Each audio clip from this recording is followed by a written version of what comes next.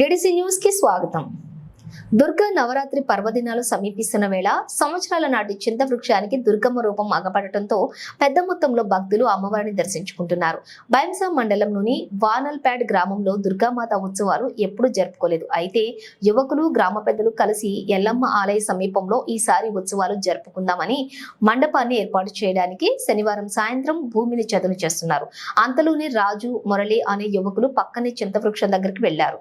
చెట్టును చూసేసరికి వారికి దుర్గామాత రూపం దర్శనం ఇవ్వడంతో అక్కడున్న వారందరికీ తెలియచేయడంతో పూజలు నిర్వహించారు.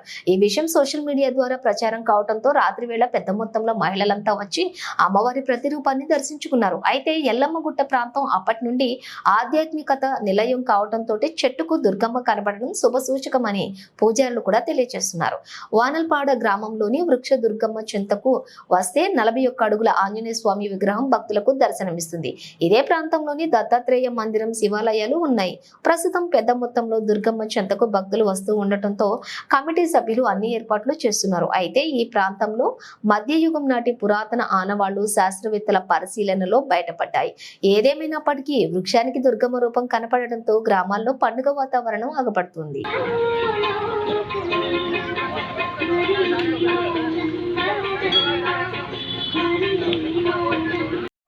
जय माता दी।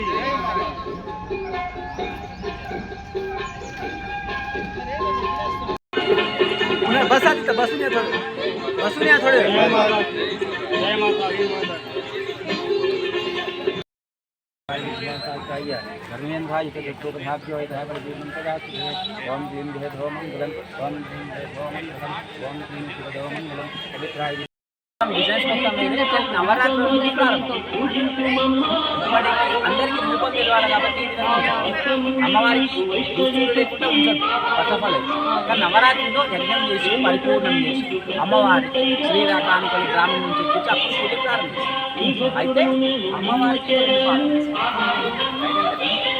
అమ్మవారికి బర్త్డేన వచ్చింది.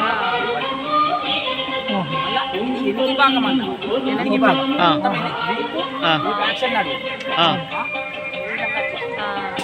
ఇది కూడా బ్యాక్ సైడ్ అటు నుంచి చెట్టు ముందు నుంచి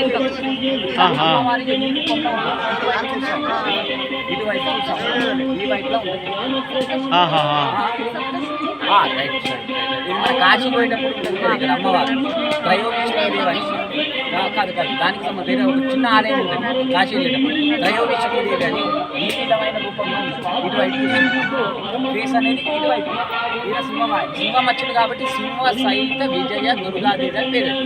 ఫస్ట్ మనకి తిరుపతి చాలా ఇప్పుడు కాదు, దగ్గర 300-300 పీఠీలు అంటే 200-300 సంవత్సరాల కింద అప్పటి చెట్టవి చాలా పురాతన. ఆది మానవులు ఇక్కడే జీవించారు.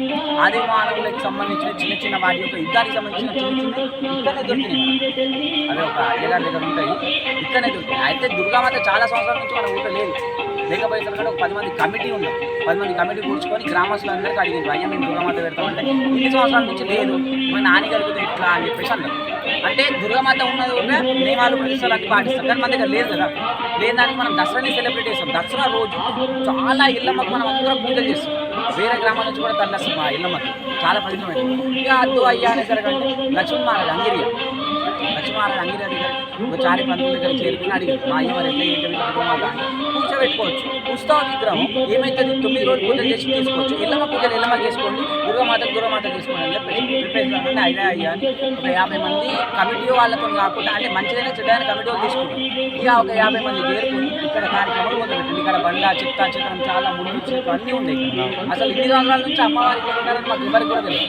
పిల్లలకి కమిటీ సభ్యులు మొత్తం చెట్లు గుట్టలు అవన్నీ తీసేస్తూ ఉంది. ఒక 10 మంది ఇక్కడ, ఒక 10 మంది అక్కడ కమిటీ సభ్యులు అందరూ కూర్చున్న తర్వాత మొట్టమొదటి రాగానే 2 పాదాలు కనిపించారు. ఈ 2 పాదాల తర్వాత నడుముకి పడ్డాను. ఇవన్నీ రూపంగా అనిపించేసారు. అంటే కమిటీ సభ్యులు ఏం చేశారు, మనమైతే చెప్పొద్దు, ఒక అయ్య వాళ్ళకి వెళ్తామని చెప్పేసి 2 బ్రాహ్మణులు 2 వీరశైవ పండితులు తీసుకుని వచ్చి అప్పుడు రూపాన్ని కనిపించారు.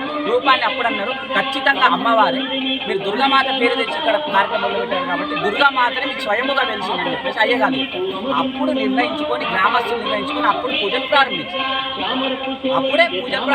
కమిటీ సభ్యులు ఒక బ్రాహ్మణులు ఇలా జంగమయ్యలు కొందరు పండుగ కూర్చోబెట్టుకొని మాట్లాడుకుని డిసిషన్ తీసి అమ్మవారి రూపాన్ని తీసి అందుకే సింహం కష్టం అనిపించింది కాబట్టి సింహవాహిని దుర్గాదేవి సింహ సహిత దుర్గాదేవి పేరు పెట్టారు. బులా దుర్గా మాతాకి జై.